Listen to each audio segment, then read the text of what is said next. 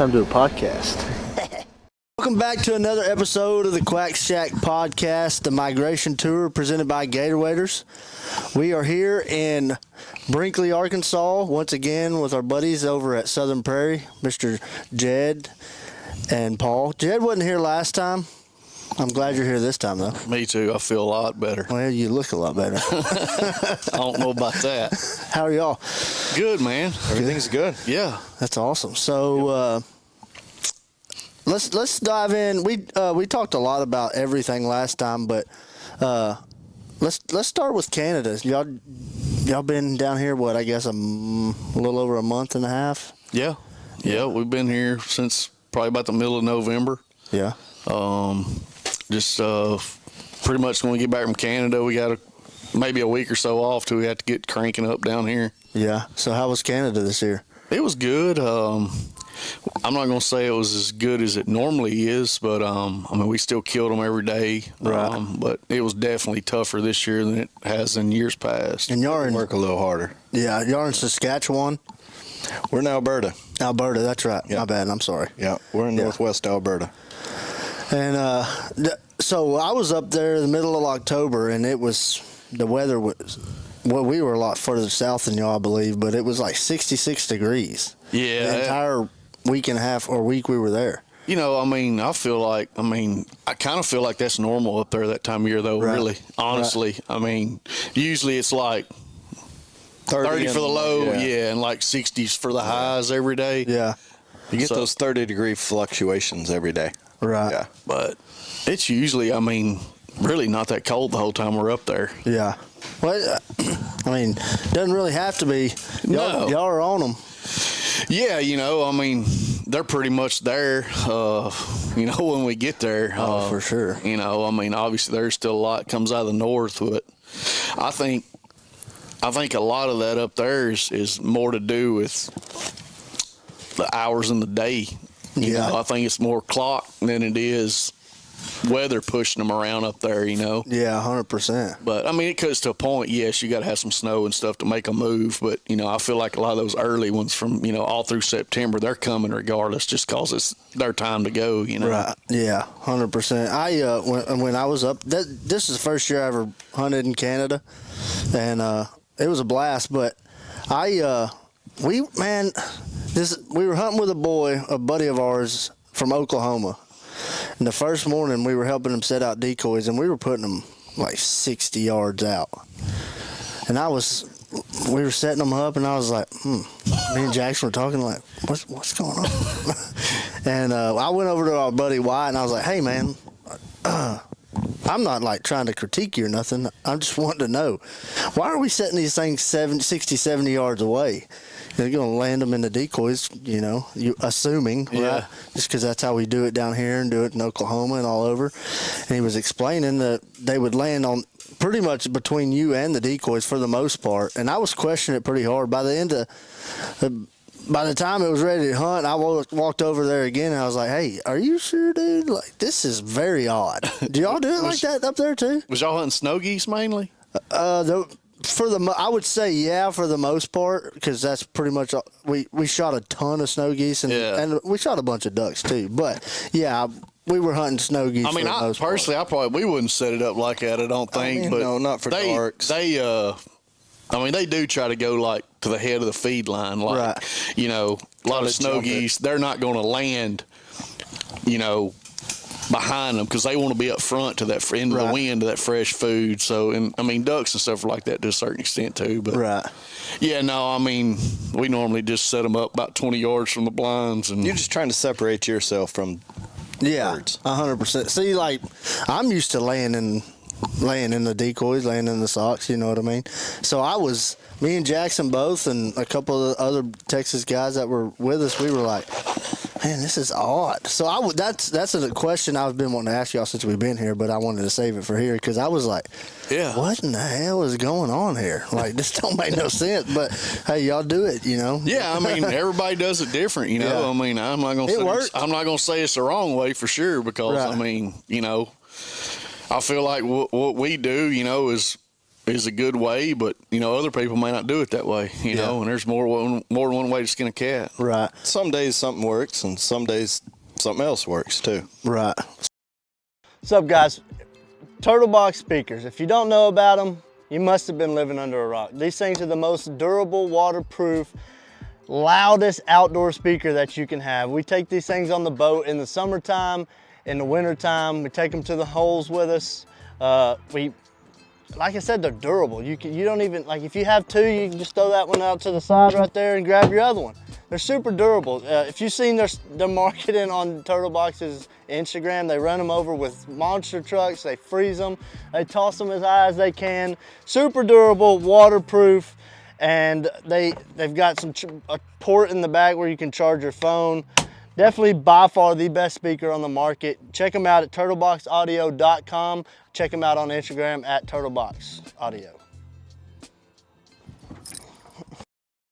So what are y'all chasing mainly up there? Well, I know you and I talked, and y'all don't shoot a ton of snow geese, but we just don't get a bunch of snow geese there. We may have 2 or 3 days worth of a snow goose hunt up there, and not even a snow goose hunt. It's just mixed in with a bunch of darks. Right. There may be 500 or 1,000 snow geese mixed in with a bunch of darks, and we may shoot some then. But generally speaking, we're shooting darks, and by darks that's specks and Canada geese, and then of course ducks are ducks. So that's a different category. But generally speaking, we target darks. We don't get a bunch of snow geese up there. Yeah. So y'all have an outfit up there in Canada, you have an outfit here. What do you think I'm sure there's a ton of differences, but what's the biggest difference as far as hunting birds? Not the setups, nothing like that, but as far as hunting the birds, like, is it easier up there versus here? Is it harder up there versus here? I know y'all really like Canada based off of our conversations, and y'all love hunting up there, but what's like your, I guess, for one thing, question, I mean, you shoot a duck on dry ground up there. Right, 100%. So everybody down here shoots geese on dry ground. Yeah. For one thing, you shoot ducks on dry ground. Yeah. Versus Arkansas, we shoot ducks on over water here. Right. So that'd be the biggest difference on the duck part. Yeah. As far as geese, I would say newer birds, younger. Haven't seen the dog and pony show type deal. And the older ones, the 2-year-olds and stuff like that, they hadn't seen it for a year. That'd be the biggest difference as far as the specs. I mean, we don't get Canada geese here in Arkansas. So, as far as the specs, I mean, right? I mean, oh yeah, for sure. I mean, you're just talking about birds that hadn't seen that dog and pony show for a while. Yeah. And never even seen a human. Yeah, or that for that matter. Yeah. Never seen a concession stand out in the middle of the field. Yeah. So that's wild. Yeah, absolutely. It is wild when you do it. I imagine so. So when y'all are up there, when do y'all get up there? The end of August, like 25th, 26th, somewhere in there. Yeah. About a week before season starts. Yeah. Okay. And I was trying to think about when we were up there. I don't know exactly what part of Alberta you are hunting, but that's a good thing. Yeah. Yeah. Well, not for an outfitter. You want people to know, I guess. Yeah, not really. No, just not so really. nobody We're in know Alberta. where you are. Yeah. It's crazy that the amount of snow geese that we saw while we were up there. Yeah. And being in the same region up there. Yeah. And y'all not shooting, or y'all not really having them. Dude, like. Dude, it was I will say this. I probably seen more snow geese this year than I ever in our last 6 years of being up there. Right. There was more this year. So I don't know if that's going to be a trend moving forward, or I hope not, because I don't want to have to chase snow goose every I'd day. hate to make my living off of snow geese. Yeah. Old Milton probably be happy with it. He would. Oh, dude, jacked. Well, hell, we love hunting snow geese too. Oh. It's just that, right? man, I don't want. It kind of messes up the duck hunting, dude. Well, and I don't know, man. I feel like It did for us. I feel like. But obviously, yes, they absolutely mash snows in the fall in Canada. Yeah. But I mean, if you happen to have a couple bad years of hatch on snow geese, man, and that's all you got to hunt, man. Oof. Yeah, It's one thing going. It's one thing to have to go and hunt them for 2 or 3 days, but it's another thing to have to hunt them every day for 60 days. I'm out. Yeah. Now 10 years ago, son, I was ate up with it, but I wouldn't walk across this parking lot to shoot a white goose right now. See, dude. Honestly, I'm the same way. Jackson, he always bitches about it, but he really does like shooting. Don't get me wrong. There ain't nothing better in this world than a wad of snow geese giving it up. There's not. It's just so rewarding, dude. I have a great time doing it, but I'm not gonna be like, hey, I'm not into chasing them anymore. Yeah, I'm just I chased them for so long, man, and I just got burnt myself out on it. I'm not gonna say that I won't ever do it again, but it's not gonna be any time in the near future. Yeah. What? So when y'all transition down here, you said you get down here about middle October. No, middle of November. I mean, middle of November, yeah. How is it leaving Canada? You still pumped up, ready to go? Because y'all are up there a month. Well, it takes a week or two to get home, kind of reset. Right. Y'all go back to the house? Yeah, go to the house, go see Mama. Yeah. The kids, that sort of thing. And then you kind of get pumped up about just having a different venue, switching things going up, shooting them in the trees, over water, that kind of stuff. I mean, you kind of get pumped up about it again. Yeah. Right. And then you have 2 weeks of 60-degree weather and you're not so pumped up anymore, Paul. Right. Not wrong. Then you're ready to go back north. Yeah. So when y'all coming down here, it's like a totally different ball game. Oh, man. It's a grind up there, though, right? No, it is. I mean, especially in early September. Yeah. Is that when you're really grinding it out? It's because the sun sets so late and it rises so early, and so the sleep deprivation for those first couple of weeks up there. I mean, you're grinding up there. Yeah. Absolutely. I feel like we work twice as hard in Canada as we do down here. Just for the simple fact that we're hunting twice a day. We're having to scout, obviously. Down here, there ain't any of that. We've got our leases, and that's where we're going hunting at. Right. Whether there's birds there, we got them or not. I mean, it ain't like you can just ride around here and find some ducks and knock on the door and say, hey, because it's leased out. Yeah. So, but, yeah, I mean, and down here by lunchtime, totally I went scouting with a couple of the guys while we were up there one evening, and I mean, we put some miles in, dude. Oh yeah, We were in a little a little Volkswagen Jetta, dude. We put some miles in. Oh yeah. You want to go scout? And I was like, hell yeah, let's go. Yeah. We weren't back for a long time. Yeah. Because I wasn't paying that much attention. I was really just looking out, but we were gone forever. Yeah. By the time we got back to the house, I don't know how many miles we put in, but we was gone. It's totally different here. Yeah. Even like we hunt a lot in Oklahoma and all over, and every state's a little different, obviously, but it's a whole different ball game. For sure. So y'all how long ago did y'all start the operation up there? 8-9 years ago. Yeah. Something like that. Yep. Man. We've been up there a while. Y'all know the game. We're old heads now, man. Yeah, y'all know the game. We're old heads. Does it change year by year, you feel like, a little bit? Well, I mean, every year's different. The weather's different every year. Right. So the first year we were up there, we got our first snow September 10th or 15th or something. Oh, wow. Water standing in all the fields. Yeah, absolutely. It was wet. There was just water everywhere. You couldn't get in the pea fields. They hadn't been cut yet. So every year is a little bit different as far as weather's concerned, and that's the main thing. I mean, it's weather driven.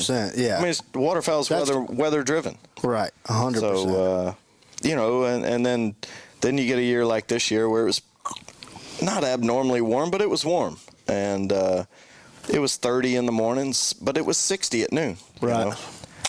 So you get days or years like that, and I feel like the earth kind of rotates in seasons, just like we have seasons around normally. You get your summer, spring, fall, and winter. And I mean, look, almost Christmas and it's 60 degrees outside. I mean, we could wear shorts right now if we wanted to. 100%. Which, I mean, like I told somebody, it's like this every year. This is the normal, you know, this is 100% the new normal. This is your average. Yeah. Yep. Everybody always complain, man, it's Christmas time is 6 degrees. I'm like, it's like this every year, you know? Yeah. I mean, it is. Yeah, it really is. When that freeze hit last year here? Right after y'all left. Right when y'all got here is when it first hit. So it was in a couple days after we left. Yeah. It was the last 2 or 3 weeks of January, wasn't it? Yeah. We shot their heads off for 2 or 3 weeks. Caved their heads in. Yeah. What was better, the freeze or the thaw? The freeze. It's always better. Yeah. We run ice eaters, and I mean, it's just. Them little bastards Tear get 'em up. desperate. It takes, like, when it first starts freezing, it'll take, like a hard freeze, it'll take a day or two to kind of get them back moving. Yeah.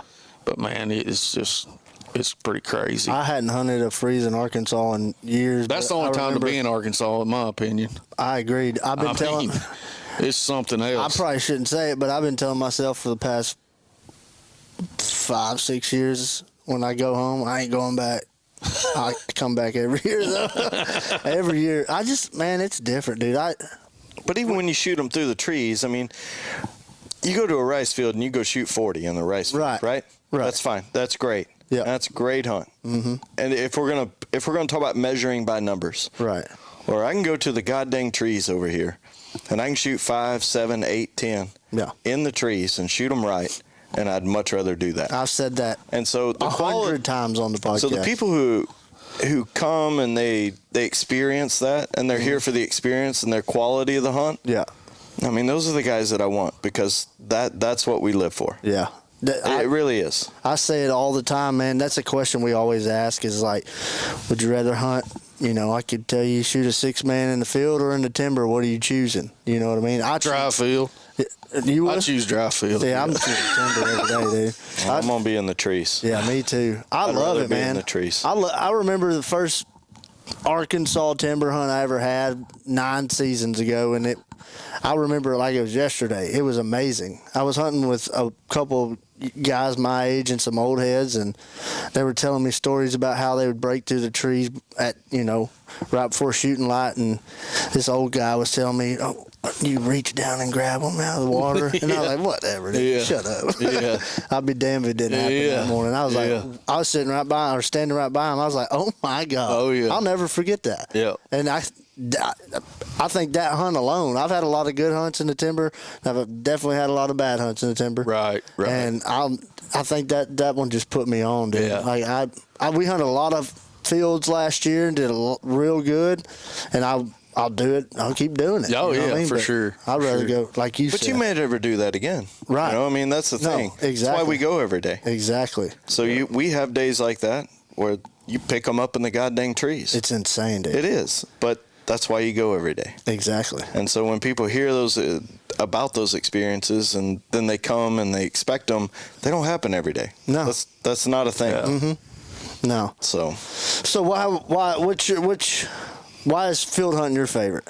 Chasing migration. Are you traveling all over the country, or an outfitter that uses a trailer day in and day out to pack your gear, your decoys, whatever it is? Chasing Migration makes the best attachments to go in trailers. They also build some of the best built trailers on the market. You can choose from wader hangers to gas can holders to bag holders to gun racks. They've got a variety of products that you can put in your trailer to make your job even easier. If you're looking to get a trailer built, check out Chasing Migration. Or if you want to add some accessories to your trailer, check out Chasing Migration on Instagram or check them out on the website. What about it? Drive a truck in the middle of the field, unload. I can wear these Gator wader shoes right here. I don't have to put on any waders. No waders. No falling in. Yeah, like I just like. And has it always been that way? Let me back up here. I mean, when you're talking about duck hunting, you always go back to the old days. And I mean, yeah, I'm not that old, but I've seen dinosaur. I've seen the public woods here at, I'm not going to say at its best, because people before me talk about, tell me stories, and I'm like, wow, but I feel like that I've seen the Arkansas public timber at some of its best. Right. And at that point in time, yeah, I would probably rather go kill them in the trees. But now, man, I'm not fighting that crap. And, Right. And man, What are trees? I mean, even our trees, I would much rather shoot them in a dry field. God dang, Jed. Just, Boy, I had a lot more respect for you. I mean, dude, I know you can say, yeah, you know, I've seen 500, 600 or whatever get in the trees, but that ain't every day. When you're dry field hunting, You're it's wads of 500 and 600 every go. That's very true. Jackson's like point of view, big wads, the same as yours. Yeah, I mean, hands down. I mean, there's not even a question. I'd hunt a dry field every day. No, I'm not. You know, I'm sure you have the same thought. I grew up hunting in the woods too. Right. So, yeah, I mean, I've been hunting dry fields a long time now, but maybe that's what it is. Maybe I don't know. Yeah. Man, I ain't sure we're going to be able to be partners anymore. Man. Oh, God. Not on the podcast. You do that later. Don't do it on the yeah, man. It's just something about the timber, dude. I get it. Every time I get in the truck, and most some of people my are buddies that way. and my wife are like, why are you going to Arkansas? Because it might be the best hunt of my entire life. Yeah. You can go ahead and say it. Yeah. It might be fucking good. It might be fucking good. Yeah, there you go. You can say it. Yeah. Yeah. Edit that out later. Yeah. No, we'll leave it. We'll let it roll. So, how's y'all season been this far up here? For us, It's kind of been up and down. yeah. I mean, the first 3-4 days were really good. Yeah. And then, of course, we don't book clients after the first weekend there and Thanksgiving. My family kind of comes in and we do Thanksgiving here at the lodge, and so Oh, that's cool. we had some good hunts here, and then it kind of got warm and kind of tapered off a little bit there at the very end. And then yesterday? You guys had a great hunt yesterday, didn't you? Yeah, for the weather. Man, it wasn't bad at all. Cloudy, we no shot wind, 20 or and- something yeah. You in the couldn't creek. ask. And Couldn't ask for any better with the weather. No. It was terrible weather, Yeah. but duck hunting was still pretty decent. yeah. I'd take it, that's for sure. Heck yeah. I've told everybody if I can go shoot 10 ducks every day in Arkansas, I'll be happy. Yeah. Especially in the woods. Every day of season. So Yeah. Especially with the weather, like we said, the weather we had. Today, no, it wasn't so good. You had a bunch of them. Oh yeah, Yeah, we bunch saw of it. ducks today. They would not. High flyers. They wouldn't Yeah. break. We didn't break a single group of ducks this morning. Yeah. Oh, Over there in the thick of them. yeah. Yeah. So when y'all come down here from Canada, like we talked about a little bit earlier, it's a totally different atmosphere. You're going from, it's Canada. Yeah, And I mean- the weather, and then you got the amount of birds up there, which Arkansas's got, it's got a lot of birds compared to Yeah, where I live. for sure, Or, for sure. other states. For sure. And you're working a lot, I feel like, I don't know, the past 5-6 years you've had to really work a Oh, little ain't bit, no doubt. a little bit harder for them. Ain't no doubt. When y'all are coming down here, where's Wesley? Oh, there's Wesley.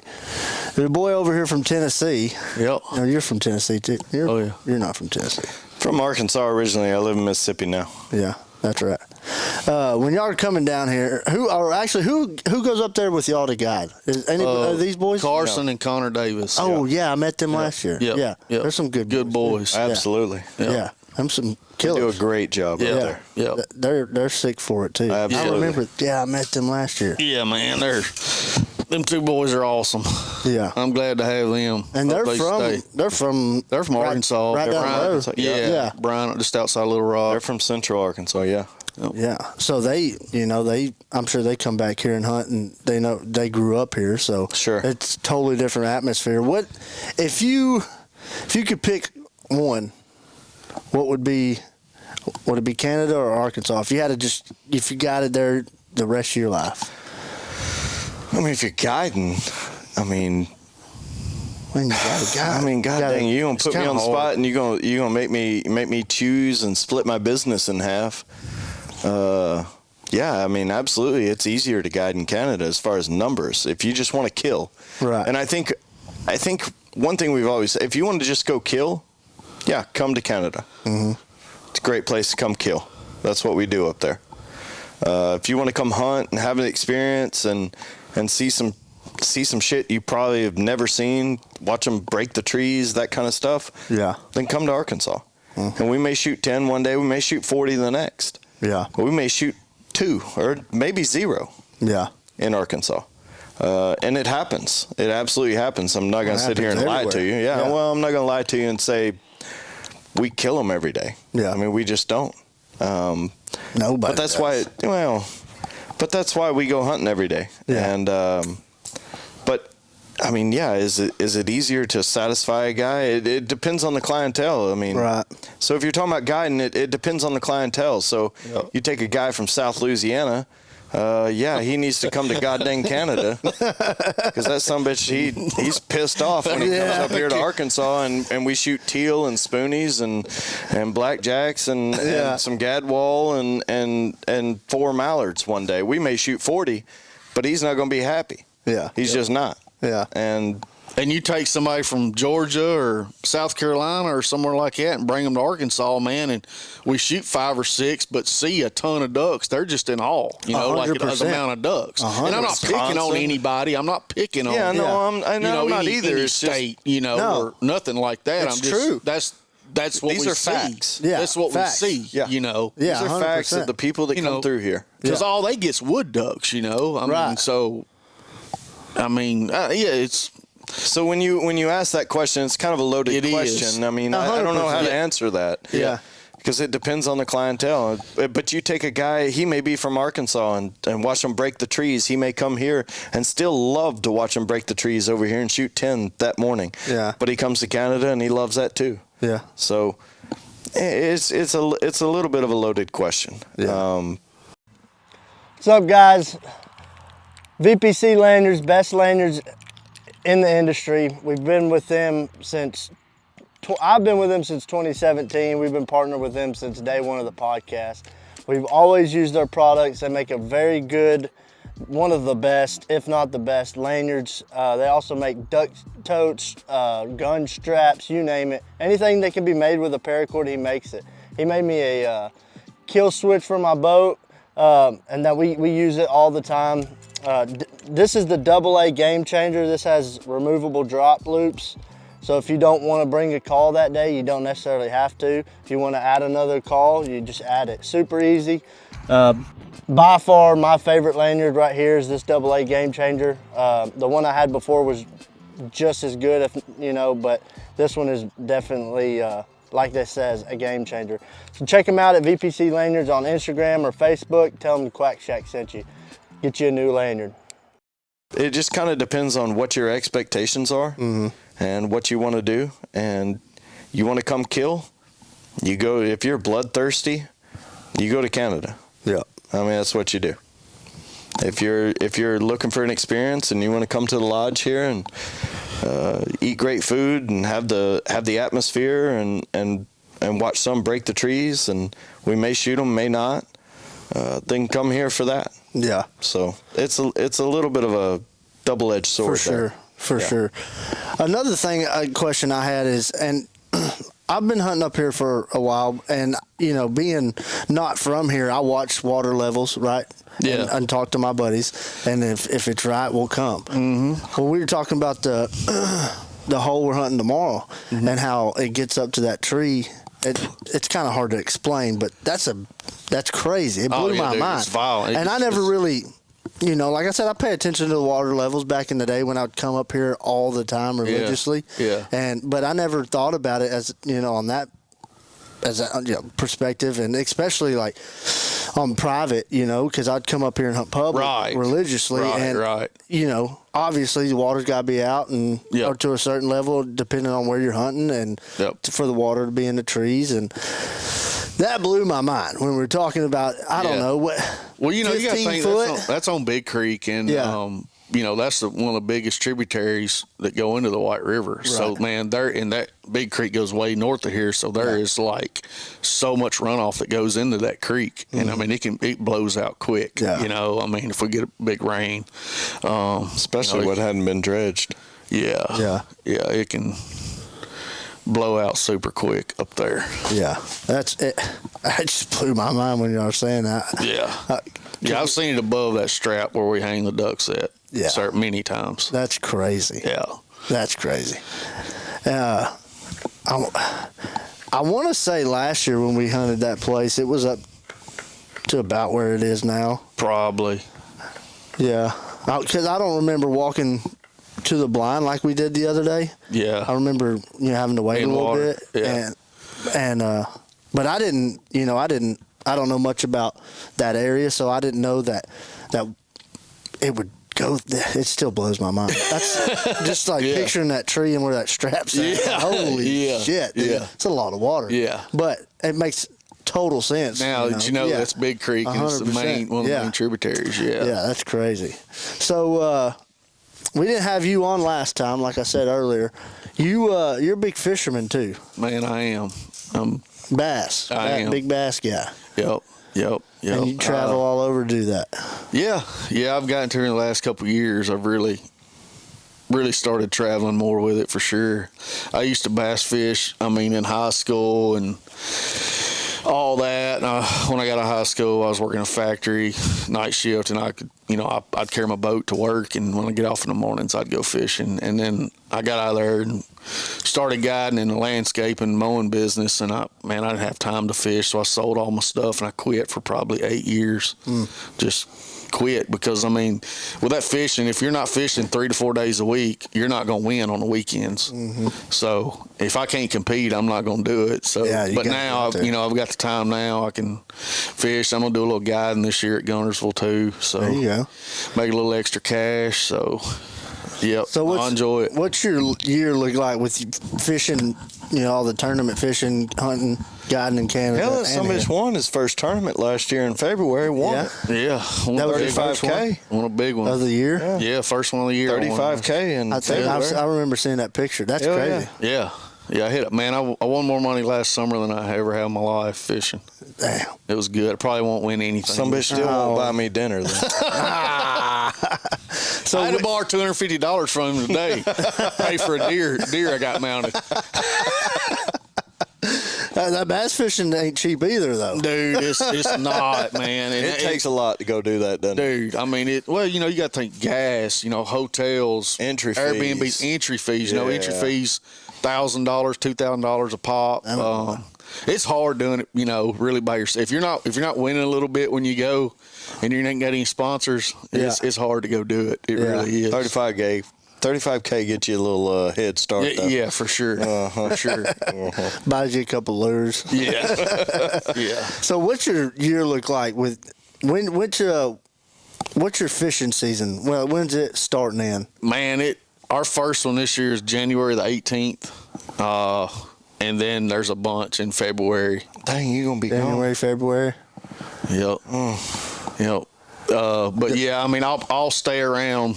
A lot of times we kind of start at our first one actually this year is at Guntersville, the home pond, and I'll probably go to Florida and fish a couple, and then come back up toward the house and fish a bunch. That's down there around his old lady's place now. Yep. I got a Jetty's gonna get married here soon. Probably liable to. Liable to. Yeah. Hey, don't settle down. Yep, it's time, man. I'm done all my running, dude. Yeah, I'm been old. running. I'm old. I had a hell of a run. My God, I had a hell of a run. I don't think it's gonna slow you down much. I done slowed down a lot. My uncle, my entire life that I've been here, he's been bass fishing and big time hunter too. He's a big deer guy. He shoots some birds, but he travels a lot to shoot deer and fish. And he's been married 6 times, and 3 of them he got divorced. It's like that old country song. 3 of them got divorced. What happened to the other fucking 3? I don't know. I just know 3 of them he got divorced because of hunting and fishing. Yeah, and it's like that song. You won't be here when you're gone or whatever. I think it's Brad Paisley or something. Yep. And What, did he kill off the other 3? I mean, goddamn, I hadn't married seen 6 times. I hadn't Shit. seen Married him. 6 times. I hadn't Shit. seen him in a long time, you know. I mean, you left that open for interpretation there. Yeah, that's to, you know, let them think about that. Okay. You know? My bad. Maybe they'll come back and watch it 3 or 4 more times to get them views up. Yep. So, bass fishing, Yep. hunting in Canada, hunting in Arkansas. It's just a revolving deal, Yeah. man. I'm just an outdoorsman, man. I just love it. And you, what do you do in off season? Do you have some properties? I think, right? Yeah, got a few apartments and kind of manage those, and then I play golf 4 days a week. That's right. I remember you talking. Yeah, you play a lot of golf. Every Wednesday, Friday, Saturday, Sunday at 1 o'clock. Take some people's money out there. Yeah, well, sometimes my money gets taken. Yeah. Sometimes we have a big game. Yeah. But man, to be honest with you, at home, I'm gone so much this time of year in Canada for 2 months. I don't get to see my wife and kids, and then being here, wife and kids get to come over a little bit more in Arkansas, and I get to go home a little bit. Like Thursday, my kids have a Christmas show Thursday. Oh, sweet. So I'm gonna go home Thursday night for that, and but they get to come here and do some hunting. Yeah. But in the off season, man, I try to be kind of super dad a little bit. Yeah. Take them to school, go pick them up, that sort of thing, and get to do the things that I don't get to do in the fall. Right. And so between that and some golf, and man, my time's kind of full. Yeah. What's up, guys? We partnered up with Migra this year, shooting a 2-4 stack steel shot. You know, I use a 20 gauge quite a bit, so I'll be shooting this 20 gauge 2-4 stack, 1350 feet per second. If I miss, it's because of me, not the shell. This stuff is incredible. Jackson shoots his 12 a lot, so I'll throw a 12 in there every once in a while, especially we're on some big geese or whatnot. But stuff was definitely a go-to this year. Kind of made sense for us. We've been friends with these guys for quite some time now, and so we just made it happen. Highly suggest shooting this Migra. Definitely some great stuff. Can't wait to get in the field and use it again. It's been a couple years since we've gotten to use it, but we're here to stay. Check out Migra Ammunitions on Instagram, and check out their website. Yeah, well, it's good that way, though. Yeah, it is, and I enjoy it.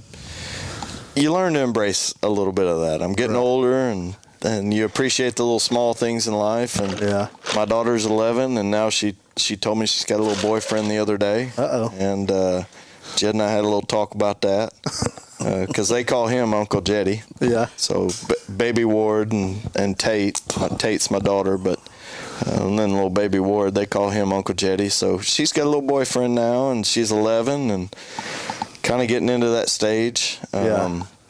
She does some little beauty competition. Not beauty what do we call those? Pageant? There you go. Pageants. Pageants. That's what I was looking for. Yeah.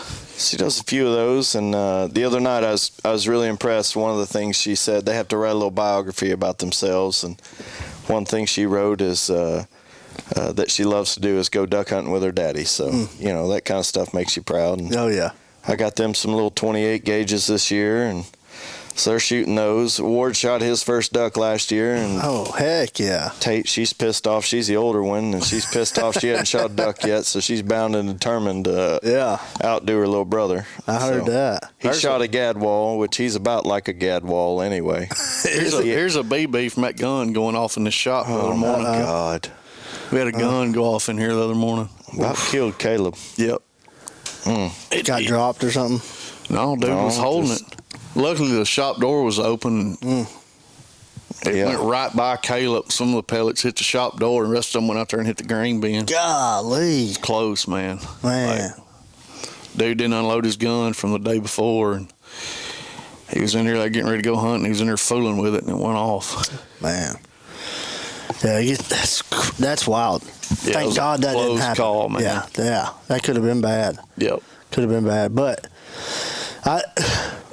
for the viewers, these guys preach safety. I've heard their safety meetings in the mornings, and you know you can only do so much. Yeah, you know? I mean, you can only do so much. I mean, I just feel like I can't grab everybody's gun when we get ready to leave every morning and double check that they've unloaded. But it may come to that point at some time, because I mean, I think back on it in Canada. A lot of them people use our guns. Well, before I put them back in the sleeves in the trailer every morning, I open the bolt to make sure they're unloaded. And hell, I've found several that still loaded. And I'm just like, what, like. Yeah, but anyway, it happens. We were in Oklahoma. I was helping one of my buddies that has a guide service up there opening weekend, and we were hunting A-frames, and the gun was propped, and my buddy's chef was hunting with us that morning, and he ran out and got some ducks and had to hurry back, and he just dove in there and didn't sit on the seat, and was sitting there looking up and calling, and I guess one of the customers had knocked the gun over, and the barrel came and hit him on top of the head, and it was sticking up past his head, thank God. Yeah. But as soon as it hit his head, it went off. I don't know, impact or what, like nobody was holding it. Yeah. That was, I was sitting right by him. That was pretty scary. Yeah, man. Yeah. There ain't no bird worth dying over. No, heck no. No, not at all. Not at all. Not at all. So let's talk a little bit more about Arkansas, and y'all might not even have an opinion on it, but all the new regulations in Arkansas, like being able to use motorized, like swimmers and flappers and everything in public land. Y'all follow that? Man, at all? I don't. We never hunt public anymore. Right. So that's why. Yeah. I mean, I didn't even really know that they did that, to be honest with you. It doesn't affect us. We don't guide on public grounds. Right. So, years ago, I don't care what they do down there. I'm not going down there in that cluster fuck for no amount of money. Yeah. It can get pretty crazy. I ain't that mad at them no more. Yeah. They can have it. Yeah. I try to stay away from the heavily populated areas. I mean, There's so much. I'm glad people hunt. Right. No, absolutely. And go to those public places. I'm glad that they do. People just don't have any respect. Yeah, and Right. they're a bunch of kids. I feel like they're a bunch of kids that get turned loose and got nobody that taught them how to act right. I mean, if somebody beats you to hole, leave. Get out of their way. Yeah. Don't go 100 yards and set up beside them. Or act like a fool. Because you're mad because they beat you there. Just have some respect for people. And people don't have respect no more. No more. Like none. Zero. Yeah. It's crazy. And good for the guys that get up, sleep at the boat ramp stuff. Good for them, man. Absolutely, they do the man. work, and then they have some jackwagon come in there 10 minutes before shooting time and set up 100 yards from them and try to shoot their swing ducks. Like, I just don't understand. I don't know why people want to do that. That's why I don't do it no more. They run their hunt, and they run the guy's hunt next to them. 100%, man. It's just, I don't know. I can't, my nerves won't let me do it no more. I took old DJ on his first Arkansas public land hunt on Sunday. That was fun.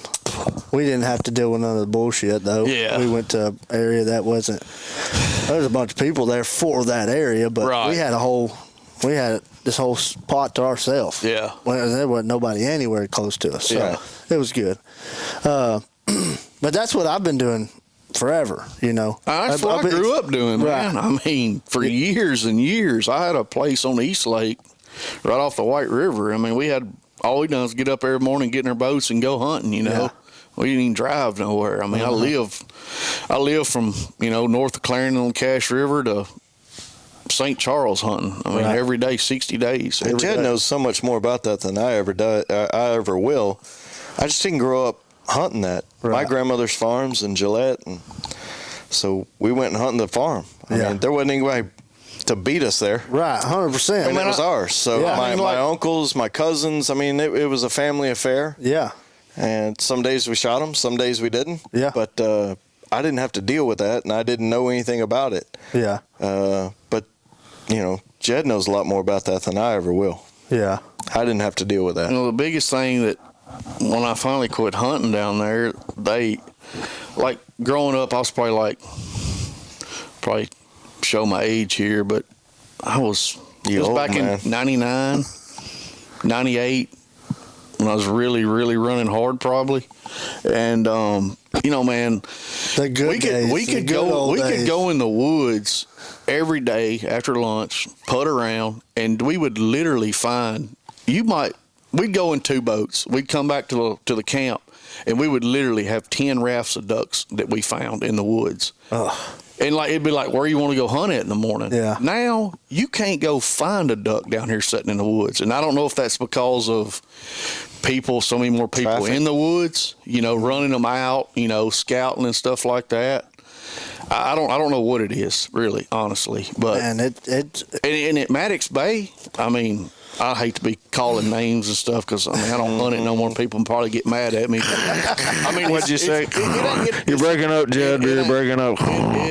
It ain't a secret no more. I mean, dude, them ducks don't use those woods anymore. yeah. They don't use them. No. I don't know why. Nothing like it used to be. No. They got shot to hell in the early 2000s. They ain't been back yet. Like I was saying earlier, man, I would say the last 5 years of public ground has been, well, 1, the pressure, but 2, the birds, right? There's just so many places, especially when the water's up and everybody's got water. You know what I mean? You go, like you were talking about going scouting and finding 10 rafts of ducks. Shit, you lucky to find half a raft. Oh, you know what I mean? You ain't going to. Yeah. I mean, my brother and them, I mean, they still hunt on a refuge. They hunt every day on a refuge. They hunt the same hole every single day. And, I mean, they're in there as much as anybody. And, I mean, I keep up with what's going on down there. Right. I know what's going on. I'm still in the loop. Well, if you want to get down to nut cutting as to what it is, I mean, you talk about farming practices, bigger duck clubs that plant and hold ducks. But good for them guys, too. I mean, I'm not saying anything. No, I know you're not. I would do it if I could. Yeah. I would do it if I could. 100%. It's nothing against them. It's just that, in the late 80s, early 90s, there was no corn, soybeans, rice in Northeast Arkansas. That was all cotton. Yeah. There was none of that there, and that's when it changed. Right. That was all cotton. So there was no duck hunting in Northeast Arkansas in fields then. Yeah. And I'm not going to say none. I'm just saying that compared to what it is compared to where my grandmother's farm is and what I grew up hunting, I mean, it was just very different. And you can look at log books down there at my grandmother's farm. And you can look at log books from the 70s and 80s and 90s. And, they murdered the hell out of them down there. But when farming practices changed and now they're harvesting rice in August, well, god dang. You go out there and you take the rice out of the ground in August, and what's left over gets eaten by the blackbirds. It regens. So then there's nothing for ducks to eat down here anymore. Right. Yep. So when they talk about the rice capital of the world, and it may be. But that being said, there's no grain for ducks to eat down here. There's no food anymore down here. Yeah. And that's like our area. We got no natural food. You got to plant, or you got to have some moist soil. Right. Or got to be in the woods. Yep. Yeah. Down here south of the lodge here, down there, like a lot of those farmers, they're putting their stuff in CRP. And it just kills the duck hunting. I mean, absolutely freaking kills it. Yeah. That's what happened to our blood moon blind, pretty much. The farm beside it, it was 800 acres of rice, and obviously the creek would get out every year and they couldn't hardly get the rice out, and I understand that to a certain extent. So they just put all 800 acres in CRP. They got little ponds out there now. They try to hunt. It don't hold any birds. Right. And so, man, we had like a built-in refuge. All they cared about was duck hunting. We had like deer hunting. We had like a built-in refuge there. Yeah. And dude, it was great. But see, they put that in CRP. There ain't. I mean, that place is done now. Yeah, you still go shoot some ducks, but it ain't what it was. Yeah. And then another mile down the creek, there's like, I didn't even realize this, but a place that we used to lease right next door to it, man, it held ducks. Oh, my God, it was unreal. It's kind of the same scenario. It was like a little built-in refuge kind of deal because they couldn't get all the crops out of it a lot of times. And they put all that in CRP this year. So, I mean, there's 2 major, I'm going to call them rest areas. They're not rest areas, but they really didn't get hunted much. Right. That's gone. There's 2, the 2 major rest areas that we had down there in that area. They're gone. Yeah. It's done. Mm-hmm. And I mean, it's definitely, I mean, I didn't grow up hunting ducks down there, but the guys. When government step in and start doing stuff, man, it never works out in my favor. It's anyway. not.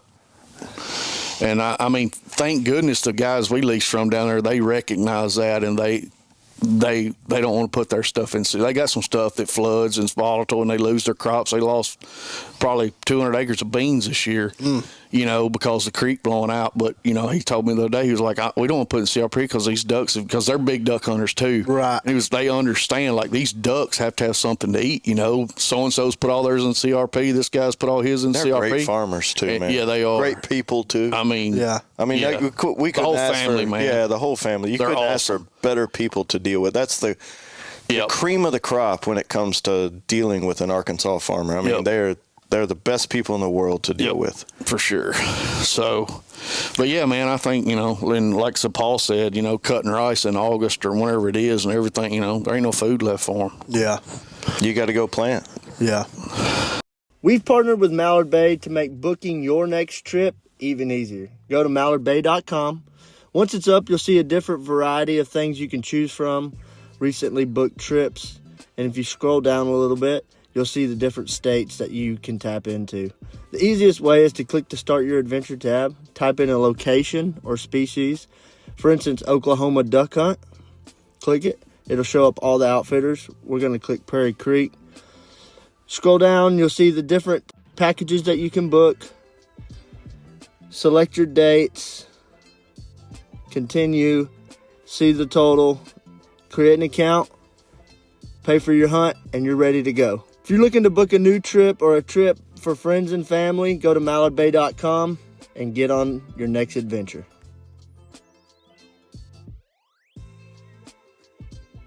But it's crazy to think about. And all that CRP stuff. Yeah, I don't know a ton about it, but I've heard a little bit about it from some of my friends down south that have farmland or they generational stuff, and I've heard a little bit about it, and it makes a lot of sense. It's crazy. Yeah, they just, I don't know, man. It's disturbing. Yeah. That's all I can say, really. Well, I guess with all the negative we're sitting here talking about, I mean, it's still a great place, Absolutely. Arkansas. Absolutely. It's still Arkansas, and it ain't Georgia. Yeah, for sure. South Carolina, like you said, even worse. Yeah. I mean, they've ruined their mallard population on the East Coast just for raising all them pen-raised birds. I mean, I don't know why that's still legal. 20% I got a buddy coming into town tonight from South Carolina, and he shoots one mallard tomorrow. He'll be ecstatic. Yeah. What is it, 20% or less are still wild over there? I think it's 5%. The ones that they tested here recently. That's crazy. I don't remember which podcast it is, but I listened to it a year or so ago, and some guy was talking about it. That's kind of what got me interested in it and try to kind of keep up with it now. Yeah. Talking about how it's bred all the wild out of the... Same with the black ducks over there? Don't they have they've got a lot more black ducks over there on the East Coast? Same as that, too. Yeah. I mean, I don't really know all the details, but anyway. So this year our tour, obviously, y'all know we partnered up with Gator waders, and y'all have gotten to use some of the new stuff that we hadn't released yet that I'm super excited about. Yep. It's about time. Yep. Some great stuff. What do you think about, just talk about the zips, the new Omega zips? Yeah, man, I've been wearing the zip waders, man. They've been awesome. The boots are big time upgrade. Yeah, super comfortable. The boots are very comfortable.